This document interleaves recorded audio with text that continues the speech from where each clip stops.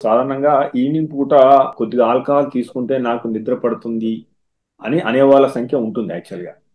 యాక్చువల్గా తప్పకుండా. ఆల్కహాల్ తీసుకోవడం ద్వారా నిద్ర పడుతుందా? అసలు ఆ క్వాలిటీ ఏ రకంగా ఉంటుంది? సో మితంగా ఆల్కహాల్ తీసుకోవడం మంచిదా? ఎట్లా అసలు ఆల్కహాల్కు నిద్రకున్న సంబంధం ఏంటి? ఆ రీసెర్చ్ ఏం చెప్తుంది? ఆల్కహాల్ తాగిన తర్వాత వితిన్ 2-3 అవర్స్ లో ఇట్ ఈస్ లైక్లీ అండి that it can help you fall asleep. కానీ about 6 to 7 hours after you have an alcoholic drink అది సిస్టంలోంచి బయటికి వచ్చేస్తుంది అనమాట కంప్లీట్ గా. ఆ టైంలో ఏమైతుందంటే దేర్ ఆర్ మైల్డ్ విత్డ్రాల్స్ అవుతాయండి.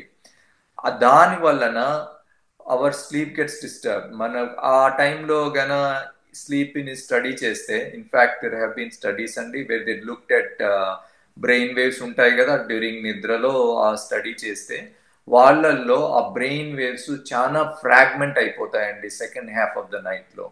Basically you don't want that kind of sleep. Typical గా మన smooth, there is a smooth course of brain waves that goes on through the night and it has its own rhythm. అదంతా disturb అవుతుంది.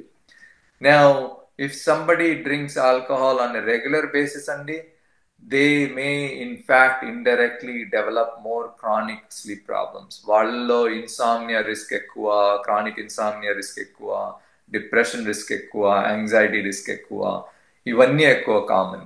So the misconception ఉంది కదా alcohol sleep ని improve చేస్తుందని, that is totally wrong అండి.